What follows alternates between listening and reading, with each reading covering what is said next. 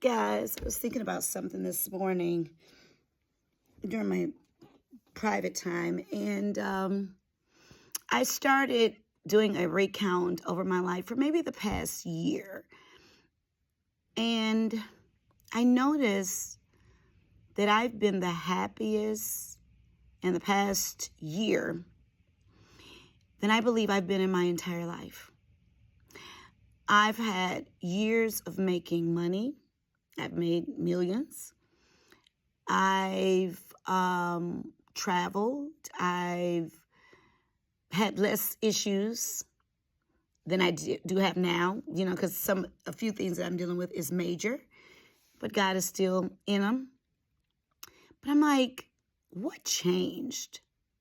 What caused me to be happy?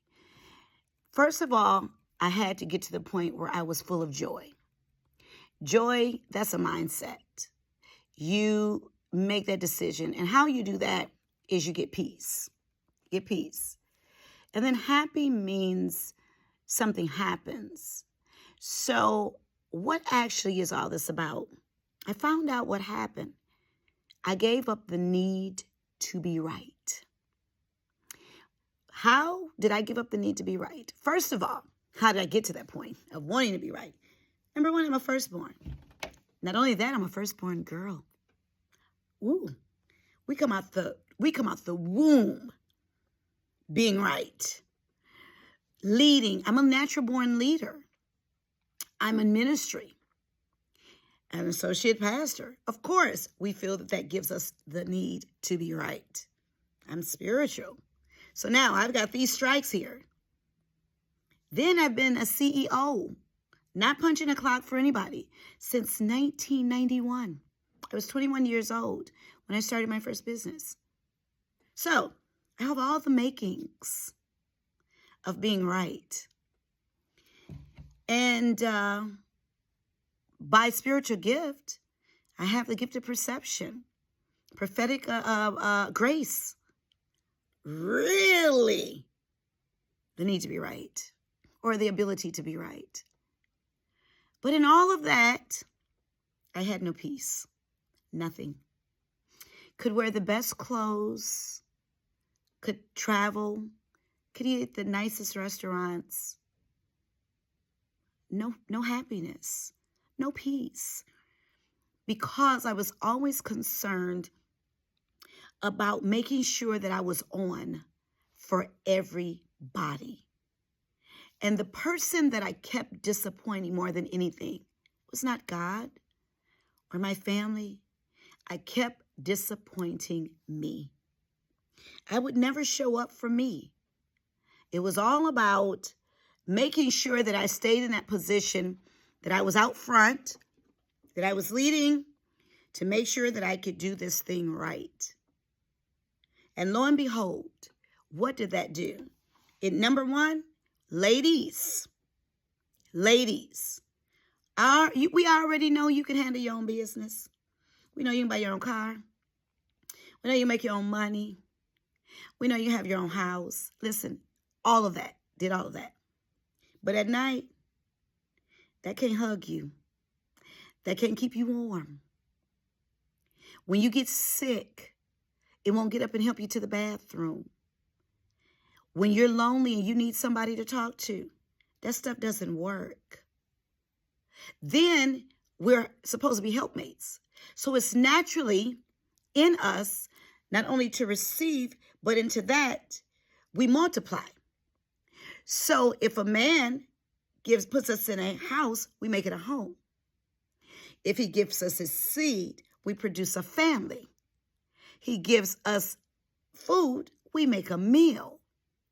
So if we're not in that position where we're doing that, we're not doing what we've been called to do. We're not multiplying. So what it does, it messes with our hormones. So I'll be 60 in 4 years. And a lot of things that even the women that are in their 30s that are going through in their body, I'm not. Because I found a place of peace. And you would think that my body was 30, because when you get into that femininity and you get into that feminine energy, everything begins to regulate. You find yourself being able to rest. You have more peace. You're excited. And when you see me dancing around and whatnot on the videos and everything, that's my daily life. Literally my daily life. The only thing I do have is I have a guilty pleasure. I like Pepsi. I love Pepsi. And if I give that up, it's a possibility that I'll start walking on the water. So I have to keep, no, I'm just kidding. So I just have to keep, I got to keep that. That's me. I'm weaning myself from it. But I still walk. I still stay active. God has blessed me to not have to have the aches and the pains and a lot of health, not even health issues at all. Every now and then a little bit of sinus, but that's about it. But it cost me, it was costing me for that state of independence. Now people genuinely love looking out and doing things for me because I allowed them to. A feminine energy is allowing. A masculine energy is doing. So for so many years, decades, I was always in the doing. Always in the doing. And God He's created everything to be opposite. So it's night and day, light and dark, land and water. You see what I'm saying? Feminine and masculine. So when you're in your masculine energy and you're doing everything that masculine person that is supposed to show up in your life, they can't. Even in same sex relationships. It is not who's the male and who's the female. No, it's not that. It's who's feminine and who's masculine. Because God created everything, no matter what. There's always going to be an opposite. So when you're in your masculinity, that feminine energy shows up. When you're in your femininity, that masculine energy shows up. Now, you have some, if not speaking to us ladies, there's some men out there that are very masculine. And we say that that's what we want. But then with our mouth, we're saying it, but with our actions and our energy, we're producing more testosterone than the man. He's not getting ready to come up and if he's real masculine, he needs that estrogen, that strong part of estrogen. Other than that, you look up and he had breast. So I realized that I was, releasing so much masculine energy, and it was messing with my hormones. It was messing with my ability to receive. It was messing with my favor. It was messing even with my relationship with God. Because I go to God now, I'm telling you, this is what's supposed to happen. Rather than humbling myself, God, would you please? I need you. Because now, we can do this. We got this. God, I don't need you. I'm like, no. Mm-mm. And I realized that when I came to that state of, I don't need to have everything in place. I just need to work on me enough to make sure that I'm secure and I'm happy. And I'll draw the right synergistic relationships to me, including the one that I'll spend the rest of my life with. I apologize to every man that I was ever involved with, that I ever tried to change to fit what I felt was best. That was my masculine energy. And it was always like this. This man is masculine, but here I am masculine. And we're like this. It's not going to work. Now, another thing, too, that I did to find that peace.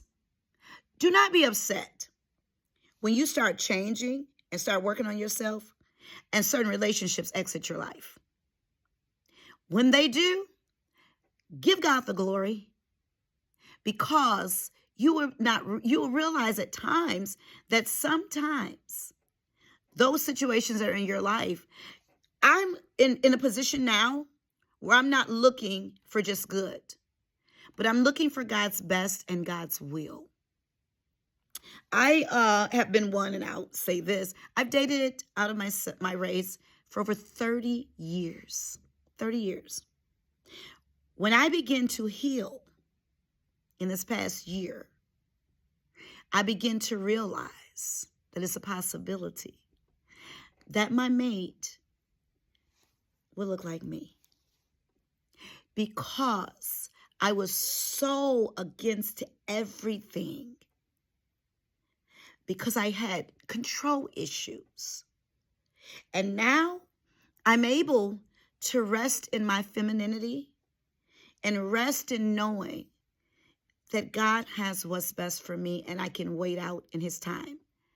And I have a lot of peace. It's usually peace around me when I come around. People are, they can be in turmoil, and there'll be peace that's with me. We are natural creators. We are natural, a lot of us, especially some of us firstborns or whatever, we're natural healers. You know, everything around us is supposed to be better when it comes around. Are you fighting against God's best for your life because you want to be right? Because you want to be independent? Listen, I know this. When I'm at my business, I am in my masculine because I am doing. When I'm at home, I'm in my being. I just allow.